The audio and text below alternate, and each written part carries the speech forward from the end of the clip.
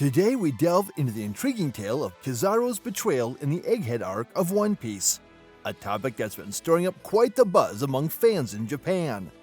Kizaru, in a surprising twist, may turn against the Marines during the Egghead arc, potentially saving the Straw Hat crew and Vegapunk. His actions are significantly influenced by the evil deeds of Saint Saturn, playing a pivotal role in spurring his betrayal. The outcome of the Egghead incident is poised to shock not just the world of One Piece, but also its audience, in ways you might never expect. We'll be breaking down these popular theories from Japan in a straightforward and comprehensible manner, so make sure to stay tuned till the end.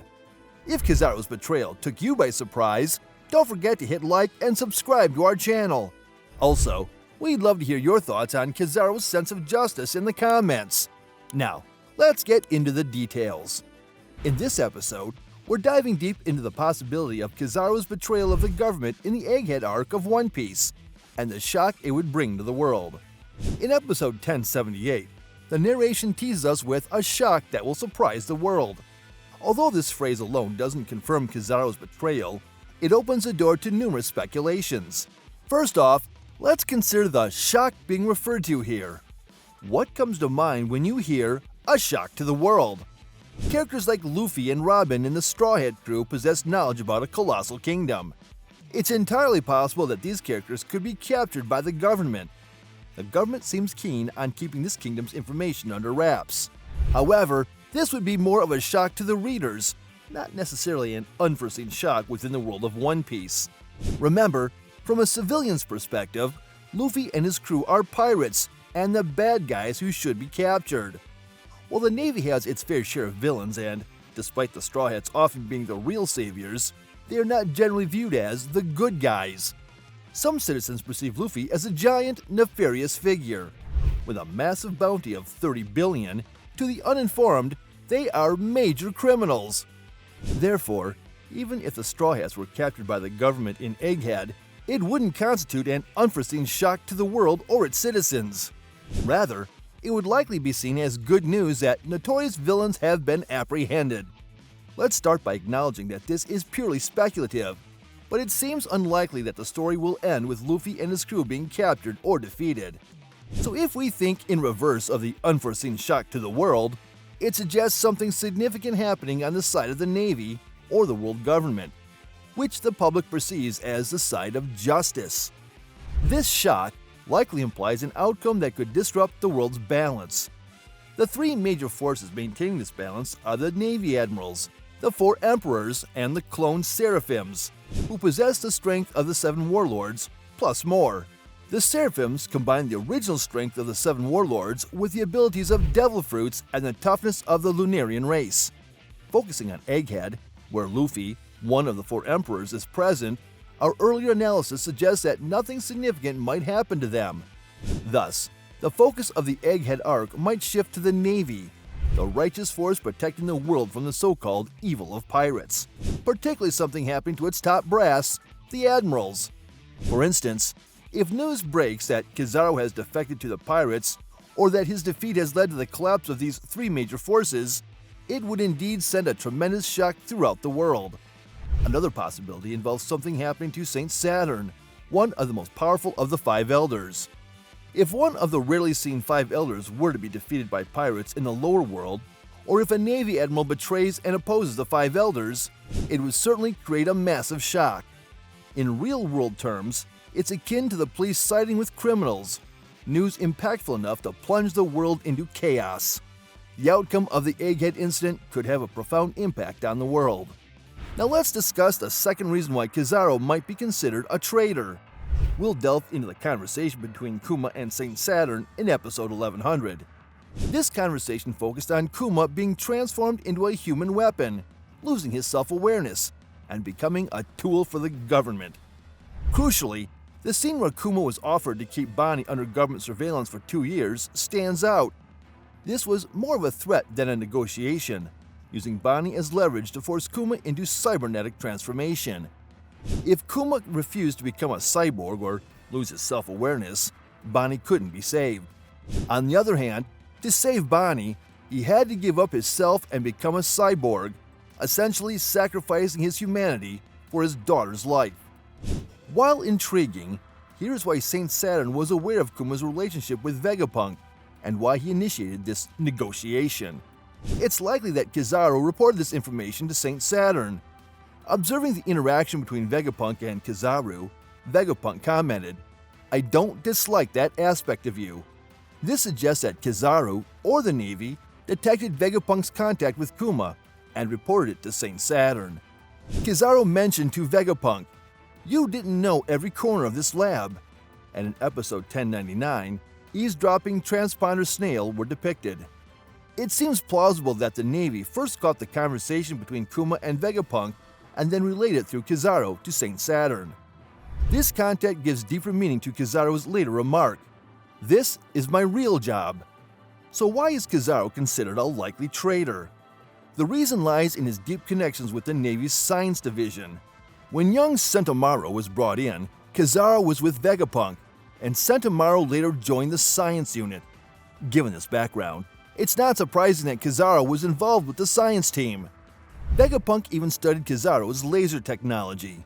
Moreover, Saint Saturn's role was the science and defense warrior god, overseeing the government's scientific department.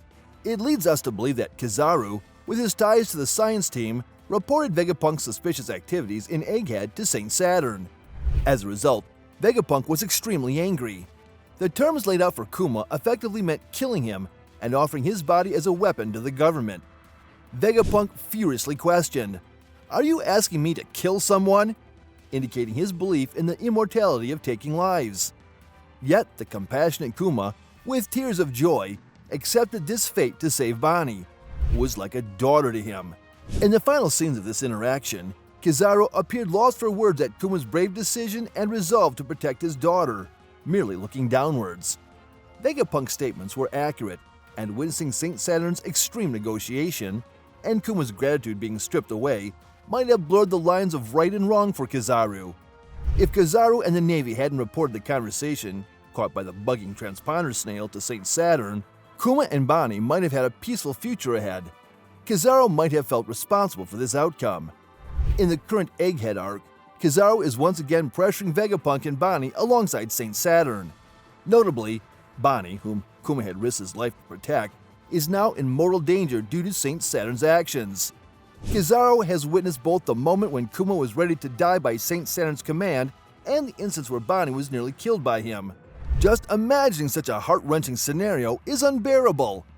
To witness the gentle Kuma and his daughter face death twice is incredibly distressing. If Kizaru indeed regrets his past actions, there's a strong possibility that, in the Egghead incident, he might ultimately defy Saint Saturn to save Bonnie and Vegapunk.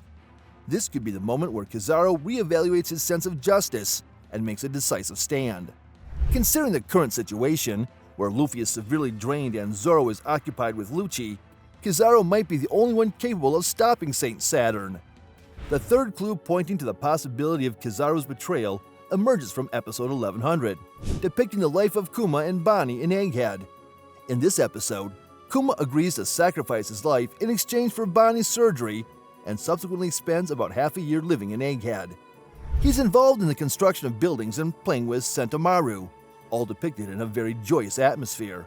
A particularly intriguing scene shows Kizaru and others, in a harmonious mood, enjoying pizza together. This raises questions. Was Kizaru genuinely interested in Bonnie and Kuma's situation, or was he there under the orders of Saint Saturn to monitor them? While it's likely that he was ordered to keep an eye on Kuma to some extent, their shared laughter and pizza eating suggest he might have just been there to observe. Furthermore, it's clear that Saint Saturn had no involvement in this scene. While just sharing pizza could still imply obedience to Saint Saturn's orders, the subsequent events are crucial. Everyone at the scene, including Kizaru, seen only as silhouettes, dances to the rhythm of the Don Dots Dots beat, synonymous with the liberation of Nika. What would happen if Saint Saturn found out about this? Considering the fate of guards who were eliminated merely for mentioning Nika, dancing to the liberation rhythm should have been unthinkable. Yet Kizaru remains unscathed.